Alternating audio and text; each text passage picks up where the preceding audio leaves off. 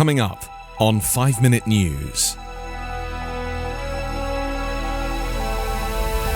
US forces keep up Kabul airlift under threat of more attacks. Eviction bans end will allow pandemic lockouts to resume. And Ida aims to hit Louisiana on Hurricane Katrina anniversary. It's Saturday, August 28. I'm Anthony Davis. American forces working under heightened security and threats of another terror attack pressed ahead with the evacuation from Kabul's airport on Friday, the day after a deadly suicide bombing wrote a devastating closing chapter on the United States' withdrawal from its nearly 20-year war in Afghanistan. The death toll rose to 169 Afghans, a number that could increase as authorities examine fragmented remains, and 13 US service members, making Thursday's one of the deadliest attacks since US-led forces entered Afghanistan.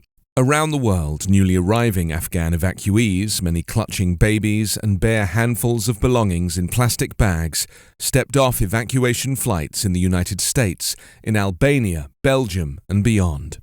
In Kabul on Friday, Afghan families looked for loved ones among bodies placed along a hospital sidewalk for identification of bombing victims who died, pleading for a seat on the US-run airlifts.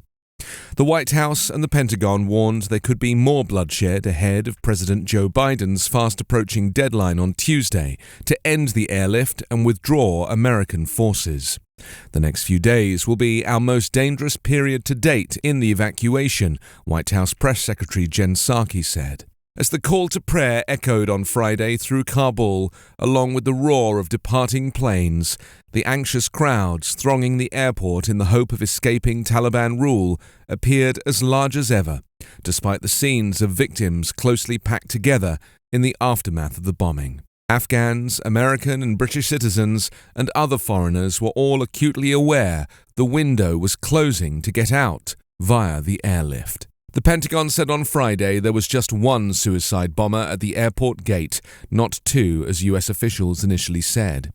The Afghan victims included a news agency founder, along with a number of impoverished Afghans who had gone to the airport in hopes of realizing a better life. Tenant advocates and court officials were gearing up on Friday for what some fear will be a wave of evictions, and others predict will be just a growing trickle after a US Supreme Court action allowing lockouts to resume. The High Court's Conservative majority late on Thursday blocked the Biden administration from enforcing a temporary ban placed because of the coronavirus pandemic. The action ends protections for about 3.5 million people in the United States who say they faced eviction in the next 2 months, according to the U.S. Census Bureau data from early August. Wildfire is encouraging tenants to keep applying for rental aid and work with their landlords to develop plans for making payments until the assistance is available. But some local officials around the US say the court's action is unlikely to set off the flood of evictions some advocates predict. The court's action does not affect the temporary bans on evictions placed by a handful of states, including California. The Treasury Department and Housing and Urban Development Secretary Marcia Fudge on Friday sent a letter to all governors, mayors and county officials, urging them to implement their own eviction bans. Hurricane Ida struck Cuba on Friday and threatened to slam into Louisiana with devastating force over the weekend, prompting evacuations in New Orleans and around the coastal region. Ida intensified rapidly on Friday from a tropical storm to a hurricane, with top winds of 80 miles an hour as it crossed western Cuba. The National Hurricane Center predicted it would strengthen into an extremely dangerous Category 4 hurricane, with top winds of 140 miles per hour, before making landfall along the U.S. Gulf Coast late Sunday. This will be a life-altering storm for those who aren't prepared, National Weather Service meteorologist Benjamin Schott said during a Friday news conference with Louisiana Governor John Bel Edwards. The governor urged residents to quickly prepare, saying, "By nightfall tomorrow night, you need to be where you intend to be to ride out the storm." In New Orleans, the mayor called for voluntary evacuations. With the storm intensifying so much over a short period of time, she said it wasn't possible to order a mandatory evacuation, which generally calls for using both lanes of highway traffic to evacuate people from the city. City officials said residents need to be prepared for prolonged power outages and asked elderly residents to consider evacuating.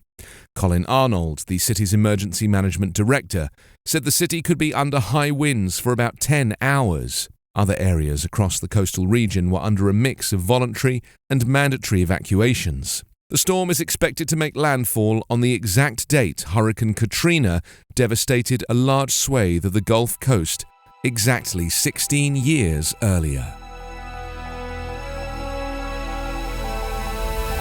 You can subscribe to 5 Minute News on YouTube with your preferred podcast app. Ask your smart speaker or enable 5 Minute News as your Amazon Alexa flash briefing skill. Subscribe, rate and review online at 5minute.news. 5 Minute News is an Evergreen Podcast covering politics, inequality, health and climate, delivering independent, unbiased and essential world news daily.